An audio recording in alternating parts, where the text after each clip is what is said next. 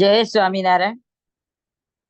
આ દિવ્ય સભામાં બિરાજતા પૂર્ણ પુરુષોત્તમ સ્વામિનારાયણ ભગવાન, તેમના મહાઅનાદિ મુક્તરાજ પરમ પૂજ્ય બાપાશ્રી, ગુરુવર્ય અનાદિ મુક્તરાજ પરમ પૂજ્ય મામાશ્રી, અનાદિ મુક્તરાજ પરમ પૂજ્ય માસીબાના ચરણોમાં કોટી કોટી વંદન. આ સભામાં બિરાજતા દરેક મુક્તોને મારા ઘણા હેતથી જય સ્વામિનારાયણ. સ્વામિનારાયણ. હરે વચનામૃત ગઢડા મધ્યનું ત્રીજું. સસિક માર્ગ ને બ્રહ્મ જ્ઞાનના માર્ગમાં આવતા વિઘ્નો, બંને માર્ગે પરમપદને પામવાની રીત. સ્વામિનારાયણ. હરિ સંવત 1878 ના શ્રાવણ સુધી ચોથને દિવસ સ્વામી શ્રી સહજાનંદજી મહારાજ શ્રી ગઢડા મધ્યે દાદા ખાચરના દરબારમાં શ્રી વાસુદેવ નારાયણના મંદિરની આગળ ચાકડા ઉપર વિરાજમાન હતા અને સર્વે શ્વેત વસ્ત્ર ધારણ કર્યા હતા અને પોતાના મુખારવિંદની આગળ પરમહંસ તથા દેશના હરિભક્તની સભા ભરાઈને બેઠી હતી ને પોતાની આગળ પરમહંસ ઝાંઝ મૃદંગ લઈને કીર્તન ગાતા હતા. પછી શ્રીજી મહારાજ નેત્ર કમળની શાને કરીને સૌને છાના રાખી બોલ્યા છે, મોટેરા મોટેરા પરમફળ છો તે આગળ આવો, વાત કરવી છે. એમ કહી શ્રીજી મહારાજ બોલ્યા છે, જે ભગવાનને ભજતા હોય તેને મોટી પદવી પામ્યાના બે ઉપાય છે અને પડ્યાના પણ બે ઉપાય છે. તે કહીએ છીએ, એક તો રસિક માર્ગે કરીને ભગવાનની ભક્તિ કરવી અને બીજો આત્મજ્ઞાન. એ બે મોટે પામ્યાના પણ માર્ગ છે અને પડ્યાના પણ છે. તેમાં રસિક માર્ગે તો હજારો અને લાખો પડી ગયા છે અને ભગવાનને તો કોઈક પામ્યું હશે અને મોટા મોટા આચાર્ય થયા તેણે પણ રસિક માર્ગે કરીને ભક્તિ કરાવી છે, પણ તેમાં બગાડ ઘણાને થયો છે ને સારું તો કોઈકનું થયું છે. કાજે રસિકપણે કરીને જ્યારે ભગવાનનું વર્ણન કરે ત્યારે ભગવાન ભેળું રાધિકાજી તથા લક્ષ્મીજી તથા તેની સખીઓનું તેનું પણ વર્ણન આવે અને જ્યારે સ્ત્રીઓનું વર્ણન આવે ત્યારે તો તેના અંગો અંગનું વર્ણન થાય. ત્યારે વર્ણના કરનારાઓનું મન નિર્વિકાર કેમ રહે? અને ઇન્દ્રિયનો તો એ જ સ્વભાવ છે, જે સારો વિષય હોય તે પર પ્રીતિ હોય. અને રાધિકાજી લક્ષ્મીજી તેના જેવું તો ત્રિલોકીમાં કોઈ સ્ત્રીનું રૂપ હોય નહીં અને એના જેવી કોઈની બોલી પણ મીઠી ન હોય અને એના દેહનો સુગંધ પણ અતિશય હોય. માટે એવા રૂપને દેખીને અથવા સાંભળીને એ પ્રકારે મોહ ન થાય, એ તો થાય જ. અને લેશ માત્ર જો મન વિકાર પામે તો તે કલ્યાણના માર્ગમાંથી પડ્યો. માટે રસિકની રીતે જે ભગવાને ભજે તેને એ મોટું વિઘ્ન છે.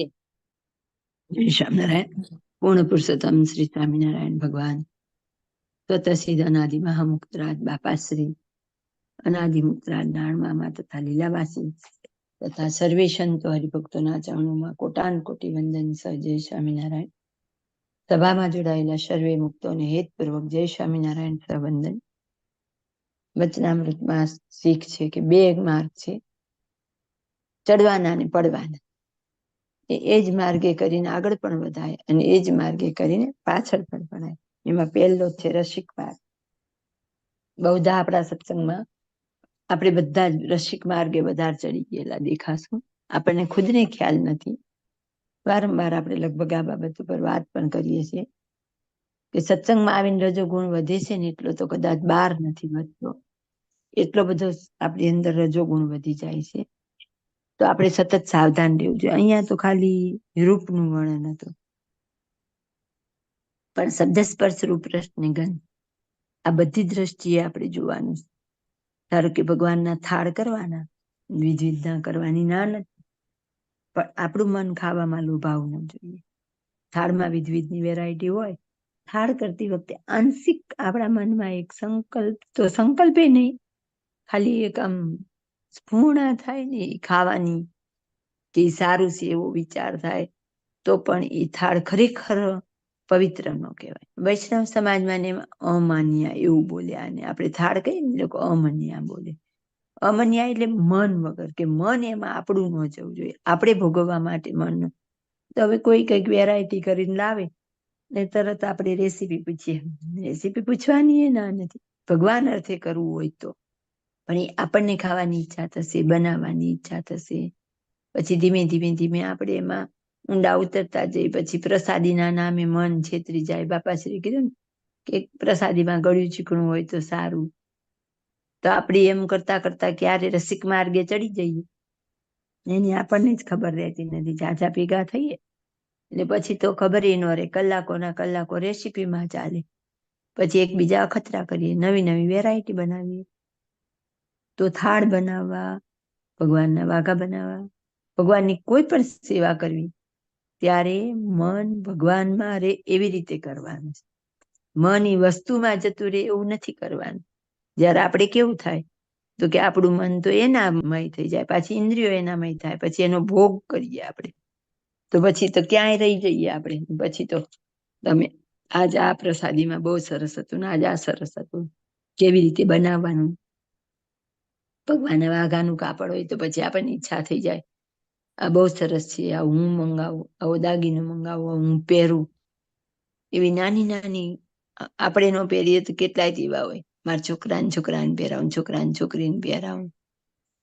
તો એ બધી વાતમાં આપણે વિચાર કરવાનો કે ખરેખરો જો આપણો સત્સંગ હોય તો વિષયમાંથી મનને પાછું વાળવાનું અને મૂર્તિમાં જોડવાનું. આ આપણો પુરુષ પ્રયત્ન છે. તો ક્યાંક એવું નથી થતું ને કે સત્સંગ કરતા કરતા આપણે વિષયમાં વધુ ને વધુ જોડાતા જતા હોય. બાર કીટી પાર્ટી થતી હોય એવી સત્સંગ ની થાય, ઓલા પિક્ચરના ગીતની, આ કદાચ ભગવાનના કીર્તનની.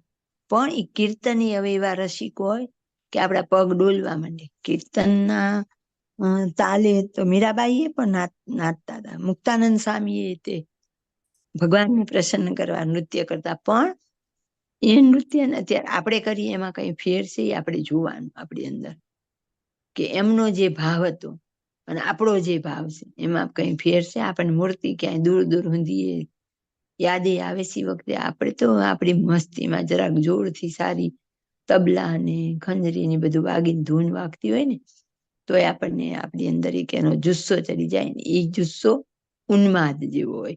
એટલે ગાંડા કોઈ શરાબ પીને ઉન્માદ કરે એવો નહીં, પણ આનો પણ એક ઉન્માદ જુદો હોય કે જે ભગવાનમાં જોડાય શાંત શાંત શાંત થતા જાય.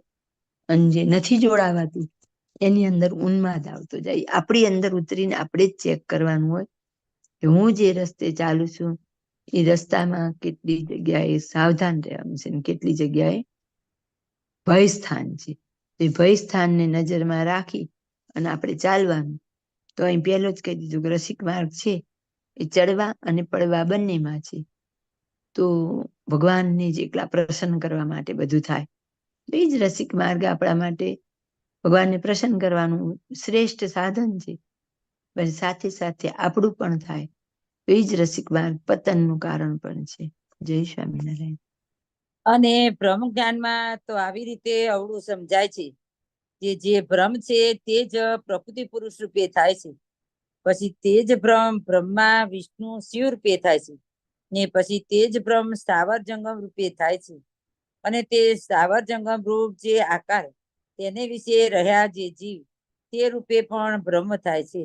એવી રીતે બ્રહ્મ જ્ઞાને અવળું સમજીને પછી સમજનારો પોતાના જીવને પણ ભગવાન જાણે છે. ત્યારે એમ સમજનારાને ઉપાસનાનો ભંગ થયો, માટે એ પણ ભગવાનના માર્ગ તકી પડ્યો. એવી રીતે બ્રહ્મ જ્ઞાનમાં પણ ઉપાસનાનું ખંડન થાય એ મોટું વિઘ્ન છે. સ્વામિનારાયણ. બીજો માર્ગ હવે બ્રહ્મ જ્ઞાનનો કીધો. બ્રહ્મ જ્ઞાન એટલે આ અધ્યાત્મ જ્ઞાન આપણે હોય એ સમજણમાં ફેર પડી જાય તો આખી આપણી પ્રાપ્તિમાં ભેદ પડી જાય.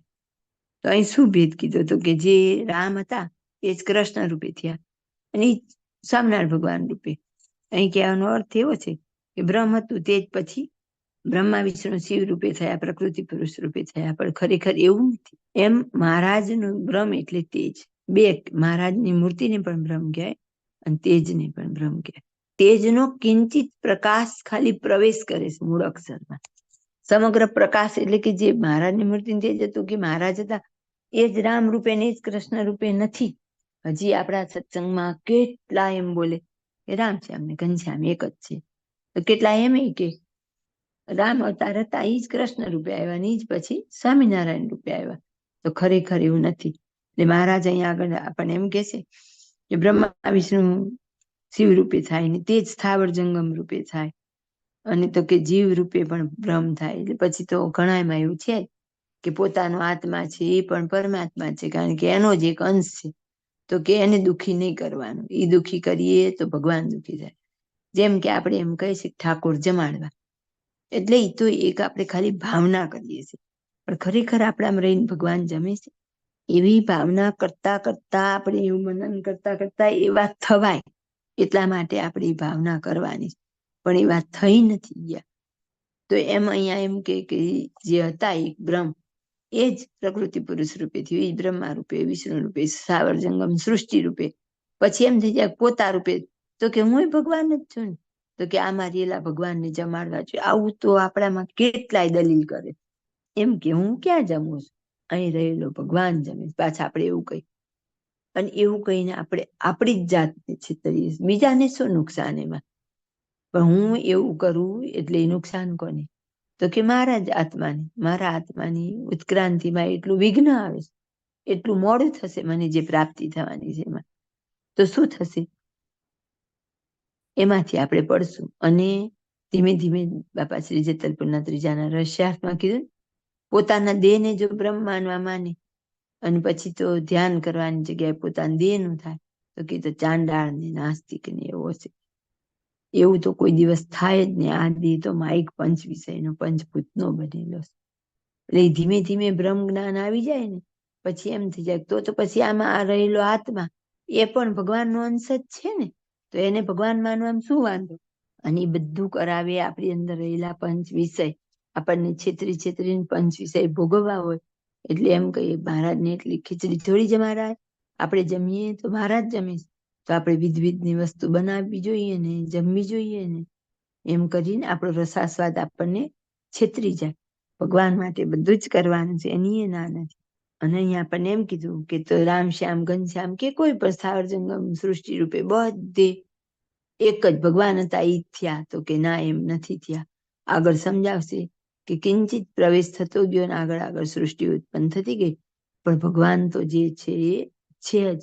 બધામાં રહ્યા થકા પણ વ્યતિરેક તો ન્યારા જ છે પાછા.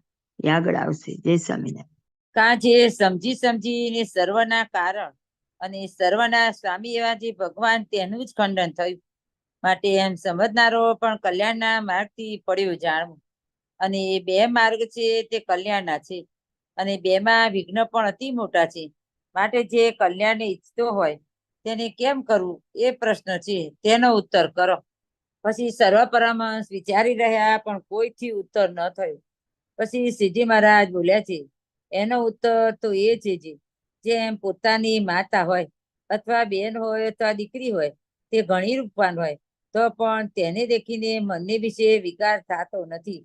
તેમજ તેની સાથે બોલે છે, સ્પર્શ કરે છે, તો પણ મનને વિશે લેશ માત્ર વિકાર થતો નથી. એવી રીતે ભગવાનના ભક્ત જે બાઈઓ હોય, તેને વિશે મા, બેન ને દીકરી તેની બુદ્ધિ રહે તો કોઈ રીતે વિકાર થાય નહીં. અને રસિક માર્ગે કરીને ભગવાનને ભજીને અભય પદને પામે. જય સ્વામિનારાયણ.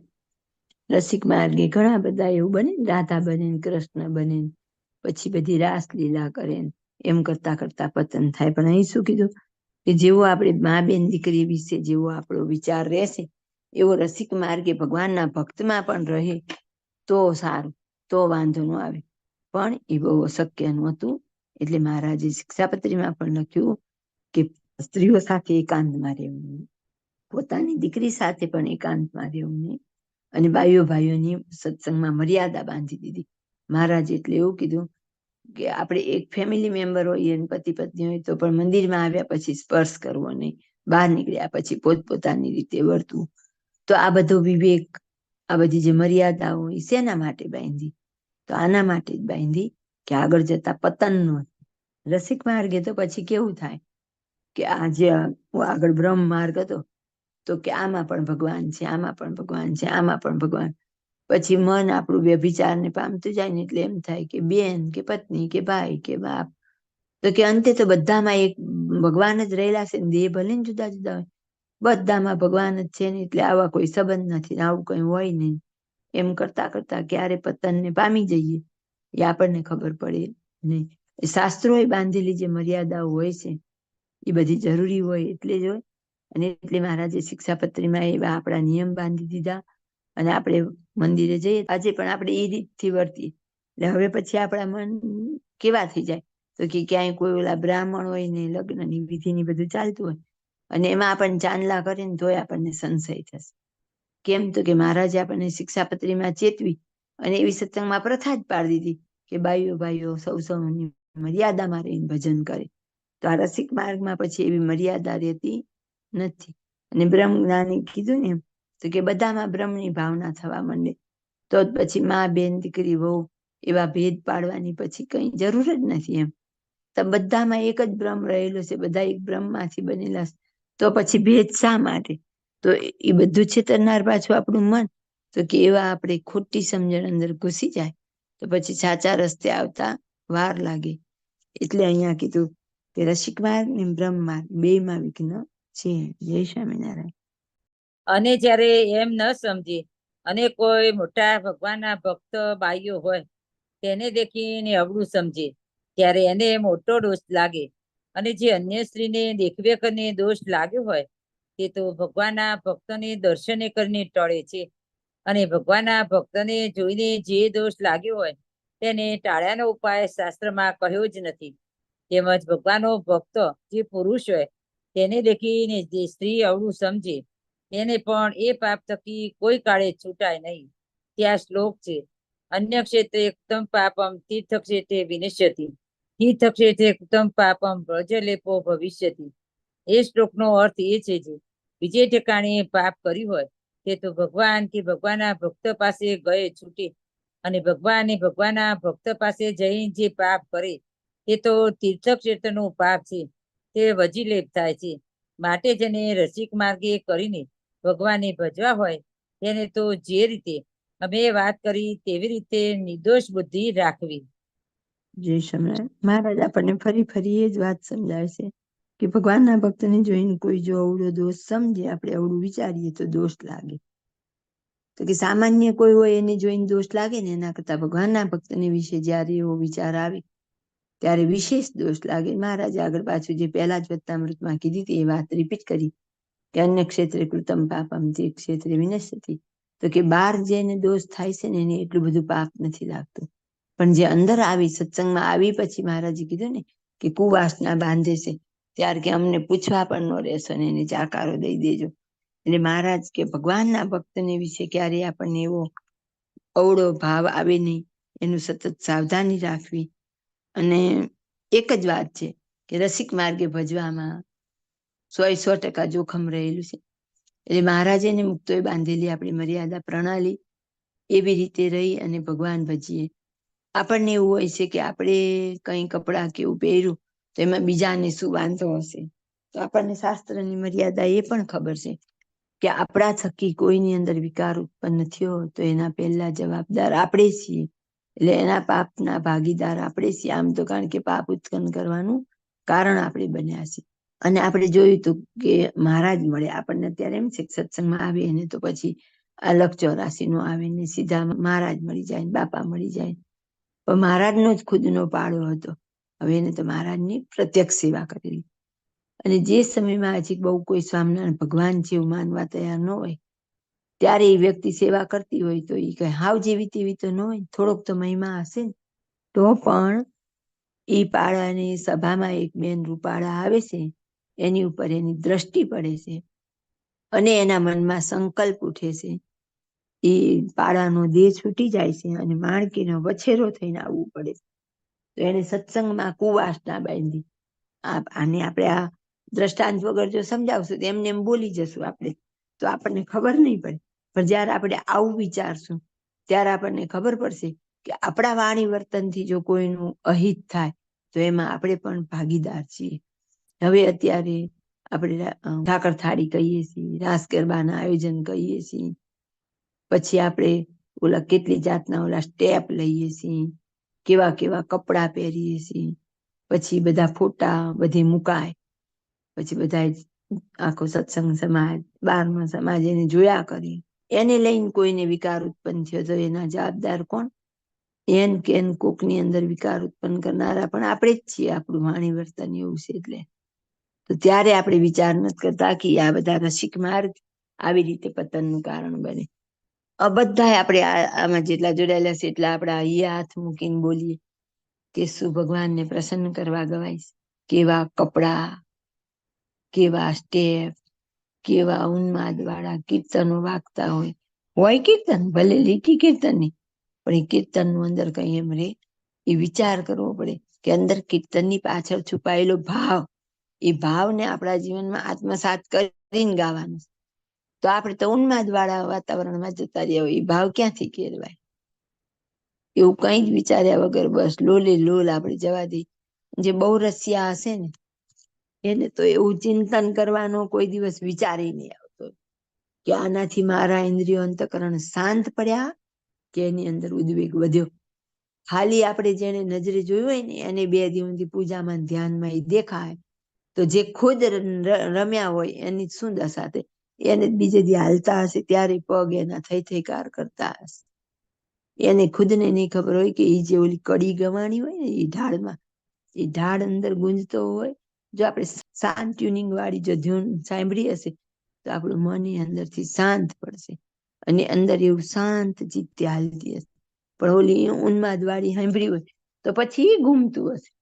અને અંતે યામતી શાગતિ, જ્યાં આપણા મનની ગતિ છે ત્યાં જ આપણી અંત વખતે ગતિ થશે. એટલે આપણને સાવધાન કરે. બાકી કઈ મહારાજને કોઈ જોડ દુશ્મનાવટ થોડી કે આપણને આવા કડક નિયમમાં બાંધે.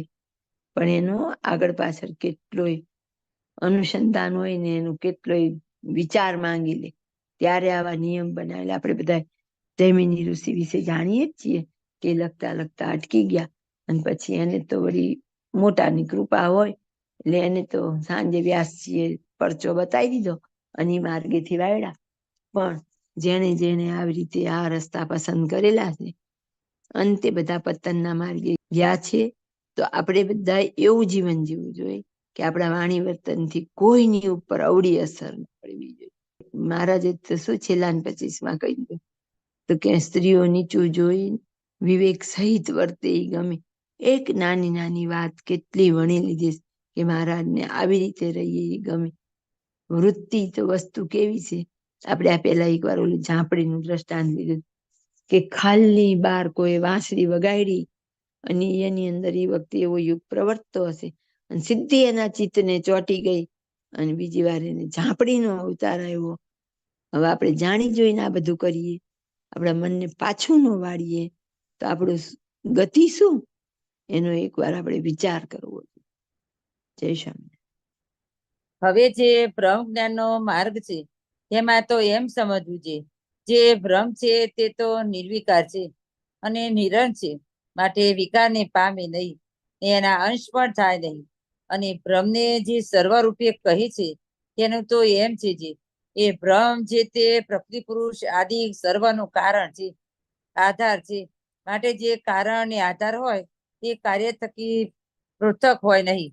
એ સમજણને લઈને એ બ્રહ્મને શાસ્ત્ર જે તે સર્વરૂપ કહે છે. પણ એ બ્રહ્મ જ વિકાર પામીને ચરાચર જીવ રૂપે થઈ ગયું એમ ન સમજવું. અને બ્રહ્મ થકી પરબ્રહ્મ જે પુરુષોત્તમ નારાયણ તે નોખા છે ને બ્રહ્મના પણ કારણ છે ને આધાર છે અને પ્રેરક છે એમ સમજીને પોતાના જીવાત્માને એ બ્રહ્મ સંગાતે એકતા કરીને પરબ્રહ્મની સ્વામી સેવક ભાવે ઉપાસના કરવી. એવી રીતે સમજે ત્યારે બ્રહ્મ જ્ઞાન છે તે પણ પરમપદને પામ્યાનો નિર્વિઘ્ન માર્ગ છે. ઇતિ વચનામૃત ગઢડા મધ્યનું 3. હવે મહારાજ કે છે બ્રહ્મ જ્ઞાન 2 માર્ગ હતા, રસિક માર્ગ ને બ્રહ્મ જ્ઞાન. તો બ્રહ્મ જ્ઞાનમાં બધા એને બ્રહ્મ જ માનવાના. આપણે તમે બ્રહ્મ ને હું બ્રહ્મ, બધા બ્રહ્મ જ. તો કે બ્રહ્મ છે એ શું છે? તો મહારાજ કહે છે કે બ્રહ્મ છે તે નિર્વિકાર છે, નિરંશ છે ને વિકારને પામીને એના અંશ પણ થાય નહીં. આમ આપણી સાદી ભાષામાં સમજવા માટે કઈ એક કોઈ પીસ હોય એના કટકા કરવામાં આવે. તો આ જે બ્રહ્મ જ્ઞાન છે એની વાત એવી જ છે કે એક તેજનો પુંજ હતો, એમાંથી કટકો થયો, એમાંથી પછી આ પ્રકૃતિ પુરુષ થયા, ના થયા. તો કે ના, એમ નથી થયા. અહીં ચોખ્ખું જ કહેશે કે વિકારને પામે નહીં ને એના અંશ પણ થાય નહીં. બ્રહ્મને જે સર્વરૂપે કહે છે એનું એમ છે કે બ્રહ્મ છે તે બધાનો આધાર છે. તો જેમ કીધું ને કે પ્રથમના 13મા વચનામૃતમાં કે જ્યારે પ્રવેશ કરે છે ત્યાર પછી પ્રકૃતિ પુરુષ થકી સૃષ્ટિ ઉત્પન્ન થાય છે. તો એમાં બધામાં પ્રવેશ કરનારા કોણ કહેવાના? તો કે પ્રકૃતિ પુરુષ. પણ પ્રકૃતિ પુરુષને કોણ સચેતન કરનાર હતું? તો કે મહારાજ. તો અંતે તો શું થયું? એમાં એવું હતું જીવ પ્રત્યે પ્રકૃતિ પુરુષ છે એ રહેલા, બરાબર. એ તો પણ પ્રકૃતિ પુરુષ તો મહારાજના તેજથી પ્રકાશમાન છે. એટલે અંતે શું થયું? તો કે દરેક જીવ પ્રાણી માત્રમાં મહારાજ અન્વય સ્વરૂપે રહેલા છે. આપણને ખબર જ છે કે દેવતાઓમાં જીવ પ્રત્યે અન્વય સ્વરૂપે એટલે તેજ દ્વારે રહેલા. વ્યતિરેક સ્વરૂપે કોને રહેલા? તો કે એકાંતિક ને પડદે રહ્યા છે. પરમ એકાંતિક અને અનાદિને વ્યતિરેક સ્વરૂપે સાક્ષાત મહારાજના દર્શન છે. એટલે મહારાજ એમાં રહેલા જ છે. એને દર્શન છે એમ નહીં, પણ મહારાજ એમાં વ્યતિરેક સ્વરૂપે. એટલે મહારાજ ખાલી પરમ એકાંતિક, અનાદિ અને એકાંતિકમાં પડદે કીધા. આટલામાં જ મૂળ સ્વરૂપે છે, એટલે કે વ્યતિરેક સ્વરૂપે છે.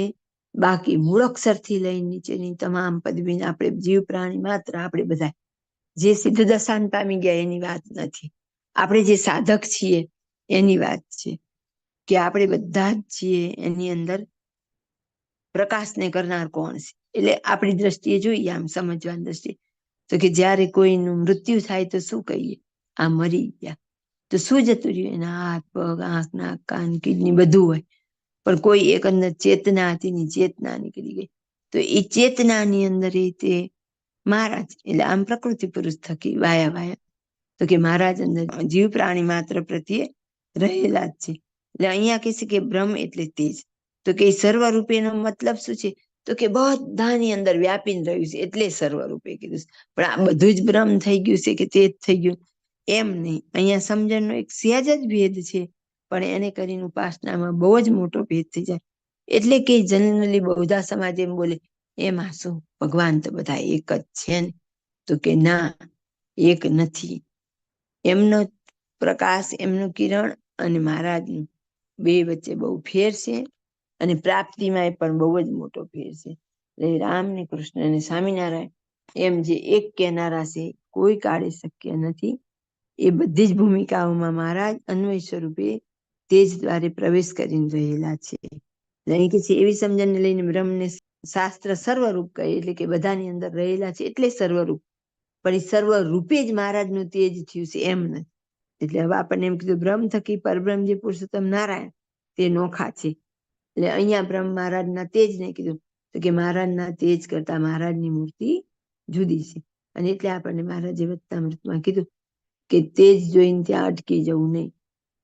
તો અહીંયા આપણને એવું કીધું કે બ્રહ્મ છે એમનો જ પ્રકાશ છે, એમનાથી અલગ છે. બ્રહ્મના પણ કારણને આધારને પ્રેરક છે એમ સમજીને આધાર આધે કાર્ય કારણ, સ્વામી સેવક ભાવ અને પ્રેરક આ બધા ભાવ હોય. એ કોનામાં હોય? તો કે ઉપરી માન્યુનમાં.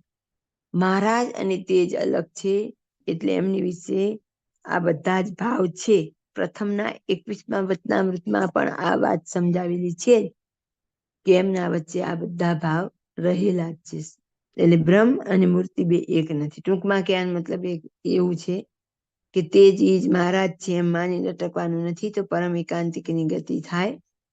મહારાજની મૂર્તિ સુધી પહોંચીએ અને મૂર્તિમાં રહીને મૂર્તિનું સુખ લઈએ ત્યારે અનાદિની સ્થિતિ થાય, જે છેલ્લી આપણે સ્થિતિ કહેવાય. તો અહીંયા આગળ આપણને કહે દેશે કે એવું સમજી બ્રહ્મ સંગાથી એકતા કરીને પરબ્રહ્મની સ્વામી સેવક ભાવે ઉપાસના કરવી. આપણે પોતાની જાતને બ્રહ્મરૂપ માનવાનું, અક્ષરધામ રૂપ. આપણે તો આપણા કારણ સત્સંગમાં તો પુરુષોત્તમ રૂપ પ્રથમનું 51. આપણા માટે બ્રહ્મરૂપ નહીં, આપણે પુરુષોત્તમ રૂપની વાત છે. પણ વચનામૃત તો બધી જ લેવલના હરિભક્તો હોય એના માટે સર્વ સમન્વયકારી છે. અને હજી આપણો 99% તો સત્સંગ સમાજ એવો હશે જ કે આપણે અક્ષરધામમાં જવું છે. પછી કોઈનું દેહ વિલય થાય ત્યારે લખવામાં આવે કે મૂર્તિ નિવાસી, ઘણા લખે અક્ષરવાસી.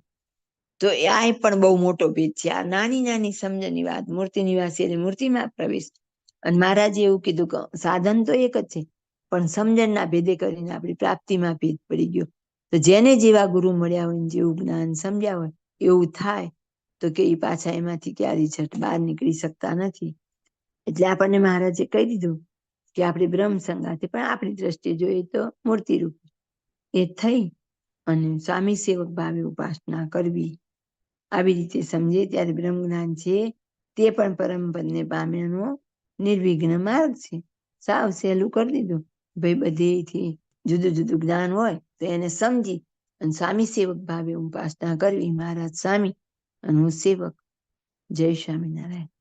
રહસ્યાર્થ પ્રદીપિકા ટીકામાં કૃપા વાક્ય એક છે. તેમાં શ્રીજી મહારાજે કહ્યું છે જે રસિક માર્ગ વાળો ભક્ત ભાઈઓને વિશે મા બેન દીકરીનો ભાવ રાખે તો વિકાર ન થાય અને એમને ભજીને મોક્ષ પામે અને એવડું સમજે તો મોક્ષના માર્ગ તકી પડી જાય છે. અને પ્રકૃતિ પુરુષ આદિ સર્વનું કારણ ને આધાર ને નિર્વિકાર ને નિરંશ ને વ્યાપક એવું જે બ્રહ્મ તે અમારું તેજ છે એમ સમજે અને એ બ્રહ્મના પણ કારણ ને આધાર ને મૂર્તિમાન અમને સમજે અને એ બ્રહ્મરૂપ થઈને અમારી સ્વામી સેવક ભાવે ઉપાસના કરે તો નિર્વિઘ્ન થકો પરમપદ જે અમારી હજુર સેવા તેને પામે. બે બાબતો છે. પ્રશ્ન પહેલો, પહેલી બાબતમાં ભાઈઓને વિશે મા બેન દીકરીનો ભાવ રાખે તો વિકાર ન થાય એમ કહ્યું અને લોયાના 10માના 5મા પ્રશ્નની 7મી બાબતમાં પોતાની મા બેન વિશે વિકાર પામે એમ કહ્યું છે તે કેમ સમજવું? ઉત્તર 1. લોયાના 10માં અશુભ દેશ કાળ ક્રિયા સંગ મંત્ર દીક્ષા ઉપદેશ ને દેવતા તેને યોગ્ય મલિન બુદ્ધિ થઈ ગઈ હોય તેના ઇન્દ્રિયો અંતઃકરણ ને જીવ એ ત્રણેય પડે ત્યારે તે પોતાની મા બેન દીકરીને વિશે વિકાર પામે એમ કહ્યું છે અને આમાં તો જ્ઞાનીની વાત છે માટે વિરોધ નથી એમ સમજવું. પ્રશ્ન 2. બીજી બાબતમાં પરબ્રહ્મને ભ્રમથી પર ને નોખા કહ્યા તે ભ્રમ તો પરબ્રહ્મનું તેજ છે તે તેજથી પરબ્રહ્મને નોખા સી રીતે સમજવા? ઉત્તર 2. પ્રથમના 45માં શ્રીજી મહારાજે પોતાના તેજને સચ્ચિદાનંદ બ્રહ્મ નામે કહ્યું છે તથા મધ્યના 10મા બ્રહ્મ છે તે તો પુરુષોત્તમ ભગવાનની કિરણ છે તથા મધ્યના 13માની બીજી બાબતમાં પોતાના તેજને બ્રહ્મ નામે કહ્યું છે અને પ્રથમના 64માની પહેલી બાબતમાં અશરીરી જે પ્રકાશ તેના સૂર્ય અગ્નિ જેમ આત્મા છે તેમ અશરીરી જે બ્રહ્મ તેના પુરુષોત્તમ ભગવાન આત્મા છે તથા પ્રથમના 66માની પહેલી બાબતમાં બ્રહ્મ સત્તારો કોટી સૂર્ય જેવો પ્રકાશ છે તે તો પુરુષોત્તમ ભગવાનની મૂર્તિનો છે તથા પંચાળાની પહેલાની પહેલી બાબતનો પોતાના અંગ એટલે મૂર્તિના પ્રકાશને અક્ષર બ્રહ્મ નામે કહ્યું છે માટે પોતાનો જ પ્રકાશ છે પણ શરીર શરીરી આધાર આધે અને કાર્યકારણ ભાવે નોખા કહ્યા છે. ઇતિ રહસ્યાર્થ પ્રદીપિકા ટીકા સમાપ્ત. ઇતિ વચનામૃત ગઢડા મધ્યનું ત્રીજું થયું. સહજાનંદ સ્વામી મહારાજની જય. બાપા શ્રીની જય. સદગુરુ શ્રીની જય. સ્વામિનારાયણ ભગવાનની જય. જય સ્વામિનારાયણ. જેમાં આમાં આપણને કીધું હતું ને કે પોતે પછી પોતાની જ બ્રહ્મ એટલે ભગવાન માનવા માંડે. બાપાશ્રી આપણને કીધું છે ધીમે ધીમે પછી આપણને આપણે બોલવાની હોય ઠાકોર જમાડું છું એટલે કે હું નથી જમતી મહારાજ જમે છે પણ એ પછી બ્રહ્મમાંથી ભ્રમ થઈ જાય આપણને. ધીમે ધીમે જો આપણી અવડ થાય કે હવે હું એક ક્રિયા હું નથી કરતી હું ક્યાં કરું છું મહારાજ કરીશ તો એમ કરતા કરતા આપણે ક્યારે અવડા રસ્તે ચડી જઈએ ને એ આપણને ખબર પડે નહીં અને પછી આજ્ઞા લોપાતી જાય તો આંખ આડા કાન કરીએ પણ હું ક્યાં કરું છું એ તો મહારાજ કરે છે ને અહીં મારામાં રહેલા ભગવાન કરે છે ને તો એમ કરતા કરતા આપણું પતન થાય. એવી ગેરસમજણ વાળાને બાપાશ્રીએ શું કીધું એ આપણે જોઈએ. જેતલપુરના 3જાનું રહસ્યાર્થ પ્રશ્ન 5. જય સ્વામિનારાયણ. વચનામૃત જેતલપુરનું 3જું પ્રશ્ન 5. દેહમાં જીવાત્મા રહ્યો છે તે દેહને પુરુષોત્તમનું સ્વરૂપ માને જ્યાં પુરુષોત્તમનું જ સ્વરૂપ છે ને દેહ તો છે જ નહીં એમ માનીને એ દેહમાં રહ્યો થકો ધ્યાન કરે તે અનાદિમુક્તના જેવી સ્થિતિ કહેવાય કે નહીં? ઉત્તર 5. એવી રીતે માનવાથી માયાનો સંબંધ ટળતો નથી ને દેહ તો માયિક છે તે પુરુષોત્તમ રૂપ માનવાથી પુરુષોત્તમ રૂપ થતો નથી ને એમ માનવાથી એવી સ્થિતિ કોટી કલ્પે પણ થાય નહીં. એમ માનનારનો તો અસત્પુરુષ છે ને વેદાંતિથી પણ અતિ નીચ ને મલિન છે. કેમ જે વેદાંતિ તો માયિક દેહનો નિષેધ કરીને સત્યરૂપ એવો જે આત્મા તેને બ્રહ્મ માને છે, ને આ તો અસત્ય અને મિથ્યા એવો જે દેહ તેને સત્ય માને છે. માટે વેદાંતિથી પણ અતિ પાપી અને દુષ્ટ છે, ને એ તો અસત પુરુષની સમજણ છે, એમ લોયાના 11માના પહેલા પ્રશ્નમાં કહ્યું છે. જય સ્વામિનારાયણ. જો અહીંયા મહારાજે કીધું ને કે દેહને પુરુષોત્તમ રૂપ, આપણે પુરુષોત્તમ રૂપ, ત્યાં બ્રહ્મ રૂપની વાત હતી. એમ માનવાથી એવી સ્થિતિ થાય નહીં. બાપાશ્રીએ તો આપણને કેટલું બધું કીધું કે વેદાંતિથી પણ અતિ નીચ ને મલિન છે. અને પાછું કહી દીધું કે એને તો ક્યારેય પણ એમ એવી કોટી કલ્પે પણ આવી સ્થિતિ થતી નથી. તો પછી આપણને ભ્રમ થઈ જાય, આપણે સારું ખાવું છે, પહેરવું છે, હરવું છે, ફરવું છે, ટીવી જોવા, એટલે આપણે એમ કહીએ કે હું નથી જમતી, મહારાજ જમે છે, હું નથી પહેરતી, મહારાજ પહેરે છે, મહારાજને ટીવી બતાવી દો, મહારાજને પિક્ચર બતાવી દો. એમ કરતા કરતા આપણને ખબર ન પડે કે ક્યારે અંદર ફીટ થઈ ગયું. એટલે નબળી વાત કોઈની ક્યારેય સાંભળવી નહીં. આવી નબળી વાત ને અવળી વાત કરનારાથી દૂર રહેવું પડે. એના બધાના મૂળમાં શું, તો કે આપણી અંદર રહેલા વિષય, એ વિષયને બધું ખાવું પીવું છે. એટલે વિષય આપણને એવા તર્ક કુતર્ક બતાવે. આપણે કોકને કહીએ કે પણ ભજન કરવું હોય એને આવું બધું ન ખાવાનું હોય, તો કે જો નિરાસક્ત ભાવે બધું કરાય, નિરાસક્ત રહીને બધું કરવાનું હોય, આવું કઈ હોય જ નહીં. તે ખાતા જઈએ, પહેરતા જઈએ, ફરતા જઈએ, નિરાસક્ત રહી એવી બ્રહ્મ સ્થિતિને પામેલા છીએ આપણે. હા, એ કોને, તો કે જેને એક લેવલ પસાર થઈ ગયું, એને પછી કોઈ બંધન જ નથી. એ ગમે તે કરે તો એને કઈ અટતા જ નથી વિકાર, એને વાંધો નથી. પણ આપણે જોવું પડે કે આપણી સ્થિતિ એવી થઈ છે. અને તેમ છતાંય જે એવી સ્થિતિ વાળા હતા આગળ, આપણા આનંદ સંતો હતા, મામા હતા, સોમચંદ બાપા હતા, ગમે તે આપણા મોટા મુક્તો હતા, સંતો હતા, એ બધા એની એવી સ્થિતિ હતી ને છતાંય કોઈ એવું અયોગ્ય આચરણ કરેલું જ નથી. એ કરે જ નહીં. પહેલી તો વાત જ ઈ કે કોઈ કાળે એનાથી અયોગ્ય આચરણ, એટલે કે મહારાજની આજ્ઞા વિરુદ્ધ કે એમની મરજી વિરુદ્ધનું કોઈ કાર્ય થાય નહીં. અને એમને તો વિષયનો યોગ થાય ને તો ઉલટાનું અંદર ઝટપટારો થાય. ધારો કે સારું કપડું પહેરવાનું આવે તો તકલીફ થાય, સારા સારા ભોજન આવે તો એને તકલીફનો મતલબ કે અંદર મૂંઝવણ થાય. એમ આવું તો કેમ, હવે આપણે જ બધા છીએ, આપણને કોઈ બિકીની આપે પહેરી શકશું? પણ જે જાય છે તરવા, એ બધા ટેસ્ટથી પહેરે છે. પણ એ જ વસ્તુ જો આપણે ધીમે ધીમે એની આદત પાડી દઈએ પછી આપણને કોમન લાગવા માંડે, પછી અચરજ ન લાગે. પણ આપણે જે સત્સંગમાં છીએ એને બધું કેટલું નવાઈ લાગે ને આશ્ચર્યજનક લાગે. આજથી 5-10 વર્ષે કોઈ વસ્તુની નવાઈ નહીં. તો જ્યાં સુધી આપણે મન મક્કમ રાખીને આપણો તપાસ નહીં કરીએ ત્યાં સુધી પડવાના ચાન્સ ખૂબ જ છે. એક આવું આપણા વચન કોઈ ફીજ કરી દે કે એમાં શું, મારામાં રહેલા ભગવાનને રાજી કરું છું, પૂરું. પછી આપણે એક પછી એક ભોગ ભોગવતા જશું. અને તોય પાછા કોઈ કદાચ કહેનાર મળે તો એ વાતને સ્વીકારી નહીં શકીએ. તર્ક ઉપર તર્ક, તર્ક ઉપર તર્ક કેટલાય મૂકવામાં આવે, જે આપણે જ અંતે તો ચૂપ થવાનું રહે. એટલે નબળી વાત ક્યારેય સાંભળવી નહીં અને વિવેકપૂર્ણ સમજણપૂર્વક થોડું કરવાનું, પણ આગળ વધવાનો પ્રામાણિકપણે પ્રયત્ન કરવાનો. જય સ્વામિનારાયણ.